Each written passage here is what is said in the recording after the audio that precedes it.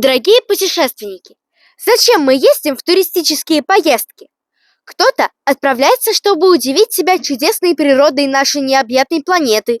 Кто-то любит не просто любоваться природой, но ощущать более глубокое единение через туризм, хайкинг, как теперь это модно называть.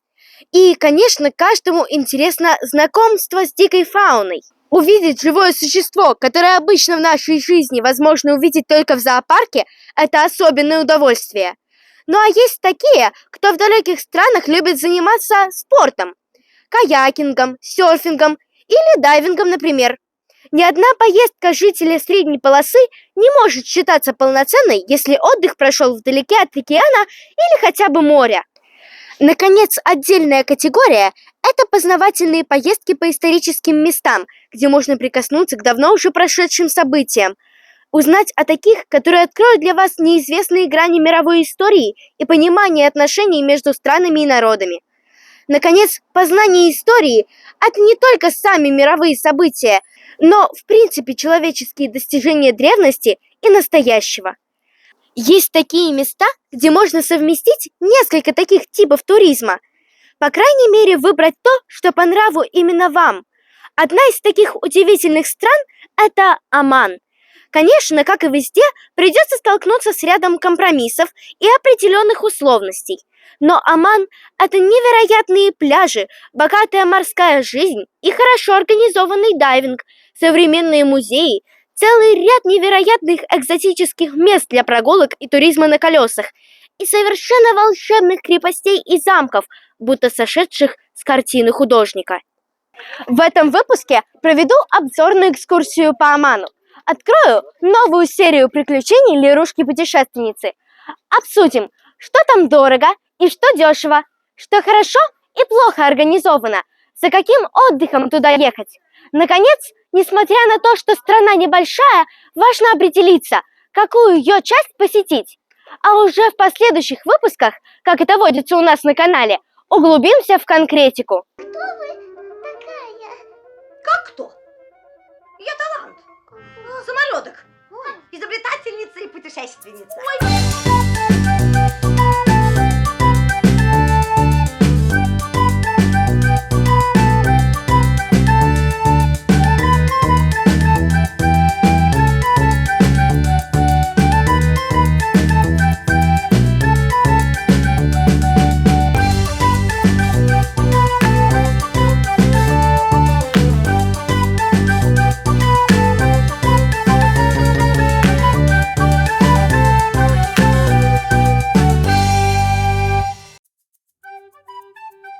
Для меня, конечно, особую роль в жизни играет море, океан и подводная жизнь.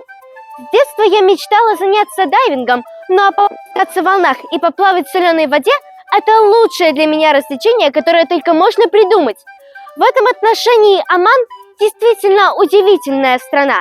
Она будто специально расположилась на Аравийском полуострове по краю, охватывая как можно больше береговой линии. Интересующимся появлением такой аномалии можно сразу передвигаться в историческую часть повествования. А любителям пляжей и золотого песка главное одно – Оман – это место, где вы найдете исключительные возможности. Мы проехали Оман почти от границы с Йеменом до столицы страны – Маскат, и нашли такие волшебные места, которые можно представить только во сне. Белоснежный песок, потрясающий бескрайний океан. Удивительно, но везде была одна и та же картина. В прибрежной зоне в воде практически нет животного мира. Ни медуз, ни рыб, так как длинные широкие океанические волны, даже не очень сильные, не дают комфортно им разместиться и поднимают песок так, что иногда даже кажется, что вода не синяя, а зеленая. Если вы умеете плавать, то пройти через полосу препятствий в виде гряды волн не составит труда, и сможете купаться в спокойной лазурной воде. Она везде оказалась кристально чистой. Но тут можно устроить и мое любимое надводное развлечение – купание в волнах. Оман – глубоко патриархальная мусульманская страна, где мужчины в основном ходят в халатах, которые называются дишташа. Широко расселившиеся тут индусы-мусульмане с удовольствием поддерживают строгие правила одежды, Хотя, конечно, по-своему. Но женщины тут одеваются очень по-разному. От самых строгих, которые вы можете себе представить, до очень откровенных нарядов. Вот и мы легко купались в океане в наших обычных светских купальниках. В отличие, кстати, от Мальдив, где на общественных пляжах это запрещено. Коралловые тапочки тут вам тоже не понадобятся, так как кораллов на берегу нет, и поцарапаться вы сможете только о какие-нибудь обглоданные кости рыб или выбросившихся на берег рыб-ежей. Удивительно, что оманцы сами иногда приезжают на своих белых джипах к берегу, но очень небольшим количеством, и еще меньше из них купаются. Просто приезжают к вечеру и смотрят на море, а детишки бегают по песочку рядом. Поэтому почти везде, где мы были, вам никто не будет мешать. На десятки километров по идеальной береговой линии вы сможете не встретить ни одного человека, так как крабы, раки-отшельники и птицы разных размеров. Это очень красиво, но тут кроется и пара неприятных моментов. Первый, так как пляжи никто не убирает, тут встречается мусор, который вернул океан неблагодарному человеку. Немного, но неприятно. И второе. В случае экстренных ситуаций никто не придет вам на помощь. Не потому, что не захочет, а просто на пляже почти всегда никого нет вокруг. Кстати, оманцы очень отзывчивы, и в каждой нашей нестандартной ситуации не проходило и 5 минут, как кто-то появлялся и всегда нам помогал. При почти неограниченном береговом богатстве Омана мы умудрились выбрать одной из наших основных точек путешествия отель Windham Garden в Мирбад, который также расположен на береговой линии. Однако купаться у берега невозможно, так как в прибрежной зоне в воде было слишком много камней и скал разных размеров. Чтобы вы не попали в такую же ситуацию, мы не обойдемся с вами без небольшого познания географии Омана. На океаническом берегу расположены 3 крупных международных аэропорта. Самый северный, известный и близкий к цивилизации, которую в данном случае можно считать Объединенными Арабскими Эмиратами, столица под названием Маскат. На противоположной стороне страны известнейшие туристические места для жителей Аравийского полуострова Салала. И между ними прекрасный малыш, город Дукм. Пляжи Маската выведут вас к водам Оманского залива, а берег южной части Омана омывается Аравийским морем. Если говорить о пляжном отдыхе, подходят все 3 города. Конечно, главные пляжные жемчужины находятся не в таких легкодоступных местах, но и здесь вы найдете исключительный тюленевый отдых. К тому же, у большого количества туристических отелей есть приличные бассейны, так что всегда есть выбор – купаться в море или в бассейне. Удивительные пляжи Фазая-Бич расположены на запад от Салала, ближе к границе с Йеменом. Тут небольшие участки совершенно идеальных пляжей с белым песком прячутся в объятиях окружающих скал. Каждый день сюда не наездишься, но посетить хотя бы раз эти места обязательно. Ближе к Салала начинаются традиционные оманские пейзажи с безбрежным берегом – Максейл-Бич. В самой Салала есть прекрасные пляжи, на одном из которых построили безумно красивый отель с экодомиками – Эко-Лодж Саули. Тут, кстати, мы даже увидели настоящих фламинго. Говорят, часто к берегу подходят дельфины, но с ними мы познакомились поближе в другом месте.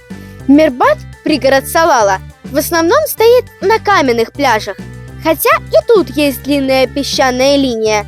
Вот на этих каменных пляжах покупаться мы не смогли. Впрочем, тут больше занимаются дайвингом.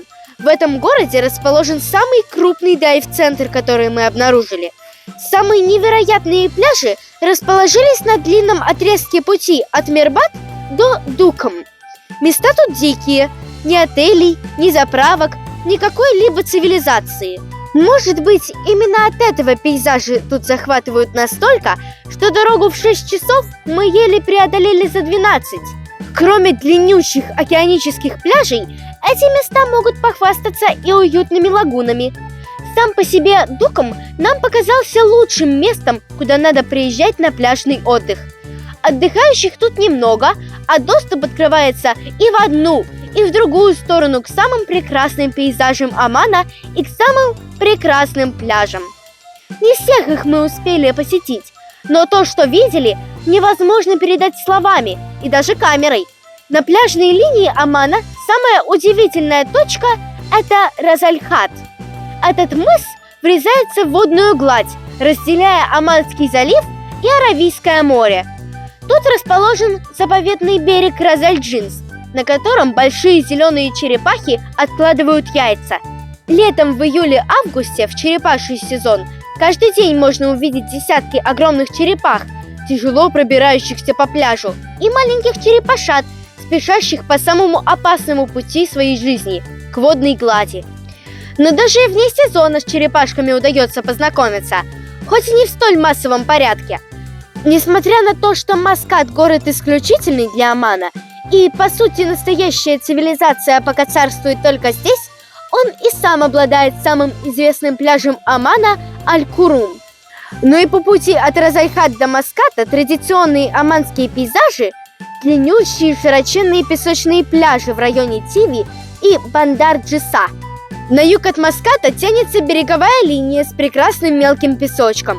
Кроме упомянутого крупного дайвинг-центра ABT в Мирбад, дайвинг мы нашли на мысе Рас-аль-Хад. Тут в прибрежной зоне невероятное разнообразие морской фауны. Все дно усеяно мягкими и твердыми разнообразными кораллами. Дайвинг спокойный, видимость шикарная, сервис отличный. Мы, конечно, сделаем про дайвинг отдельный выпуск, но самое известное место дайвинга в Омане – это заповедные острова Диманья. Расположены они дальше от берега, чем дайв-споты других мест, поэтому видимость здесь исключительная, а подводный мир потрясает даже на глубине до 12 метров.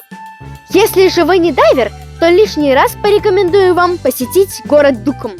Совсем близко от него расположен остров Масира, на который ходят регулярные паромы несколько раз в день. Это единственное место, где мы обнаружили серф-кэмп.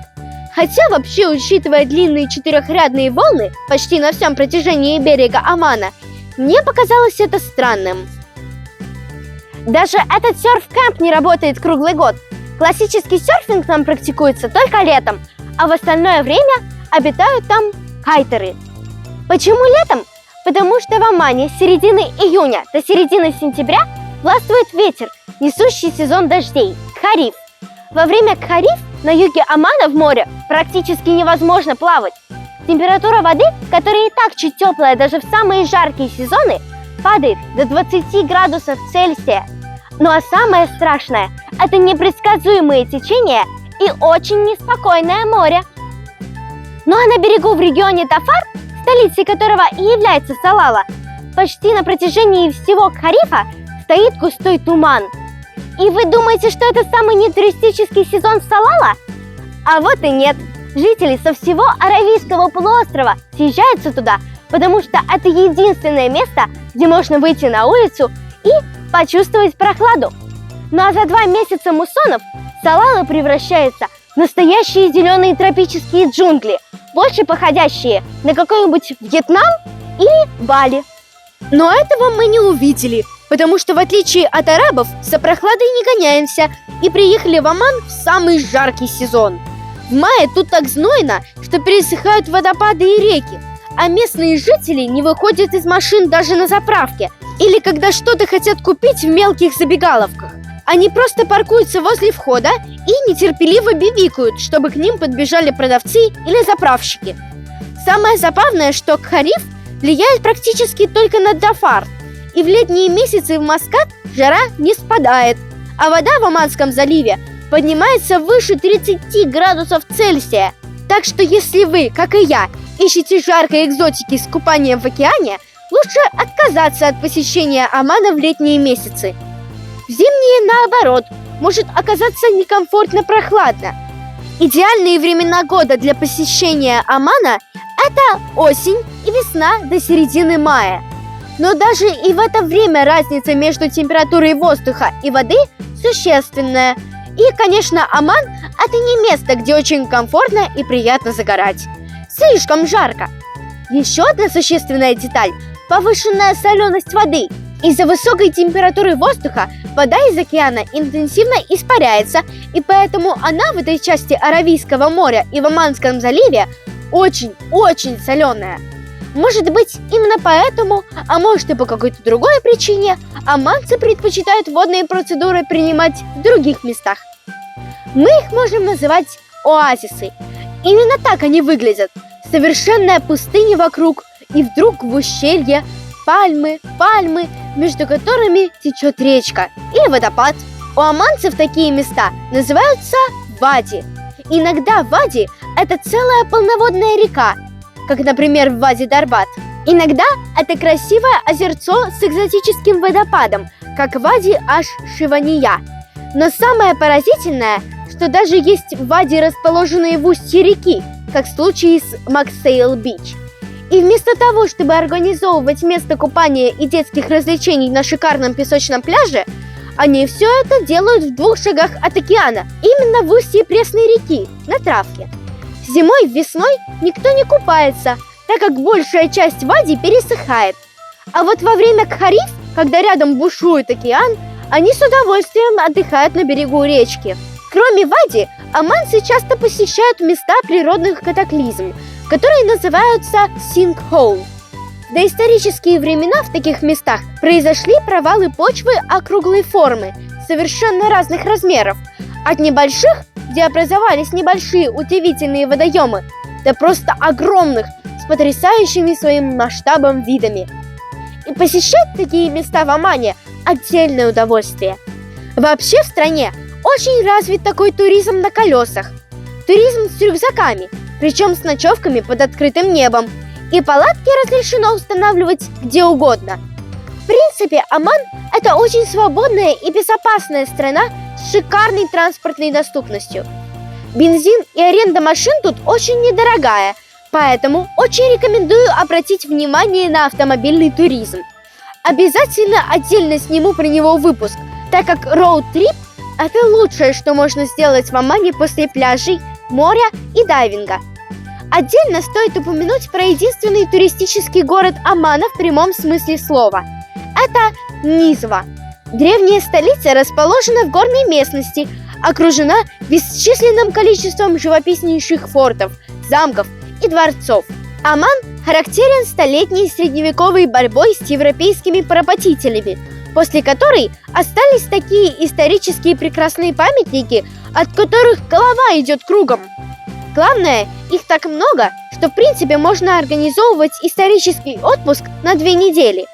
Про историю Омана и город Низва с окружающими фортами и заброшенными древними глиняными городами нужно, безусловно, говорить отдельно. Первое, что важно помнить при выборе места отдыха в Омане, это уровень дохода в стране. Ведь благодаря добыче нефти Оман регулярно входит в 15 стран с самым высоким ВВП, поделенным на душу населения. Это, безусловно, отражается и на ценах. Эта страна дорогая. Особенно дорого само проживание в отелях и посещение музеев. В Омане действует идиотское правило, по которому местные жители за музеи в среднем платят в 3 раза меньше. Безусловно, это сильно портит впечатление о стране и желание знакомиться с ее культурой и историей. И только в одном из тех музеев нам отказали в проходе из-за слишком короткой одежды, так как мы были в шортах, впрочем, достаточно длинных. Цены на питание высокие только в Маскат. В других местах посещение ресторанов окажется в 2-3 раза дешевле, чем в Москве. И хотя сами рестораны будут выглядеть не так нарядно и празднично, как вы привыкли, кухня в Омане очень приличная. Гриль распространен повсеместно. Свежие овощи и фрукты можно найти практически везде. По всему Оману стоят такие маленькие забегаловки со свежевыжатыми соками из любых фруктов. Манго, маракуйя, ананас, арбуз. Где-то по 100-150 рублей в пересчете на российскую валюту. Вблизи столицы в супермаркетах настоящее раздолье. Можно найти что угодно и очень дешево. Если любите шопинг за границей, нужно обязательно ехать именно в Маскат. Советую посетить Mall of Oman. Тут есть практически все, что вы хотите купить сейчас за границей. осторожно считайте деньги. В Омане действует стабильный курс, при котором 1 реал примерно равен $2,7. Поэтому, отдавая совсем небольшое количество реалов, при пересчете на русские рубли стоимость вас может неприятно удивить. Еще одно свойство оманской валюты – местные копеечки – байза. В одном реале 1000 байза, а не 100, как в других странах. Поэтому, кроме монеток байза, есть еще и купюры по 100 и по 500 байза. Причем последние указаны как 1/2 реала. Обменные пункты есть практически везде. Но помните, что в аэропортах курс будет существенно завышен. Я прилетала в Оман через аэропорт Салала. Там внутри был и обменный пункт, и точки сразу 2 сотовых операторов Омана. Думаю, в других аэропортах ситуация будет точно не хуже. Поэтому, пожалуйста, при самостоятельном путешествии всегда заранее позаботьтесь о трансфере и первым делом по прилету о связи в чужой стране. Кстати, в Омане очень распространен WhatsApp. Все что угодно можно заказать по WhatsApp. От аренды машины и отеля до апельсинового сока. Ну и не спешите в Оман. Обязательно ознакомьтесь с другими моими выпусками про эту страну. В зависимости от ваших интересов мы с вами погрузимся глубже в разные темы. Поэтому обязательно подписывайтесь, чтобы не пропустить другие выпуски. И не забудьте заплатить мне лайками и комментариями. Очень уж я все это люблю. До встречи на канале Лерушка Путешественница.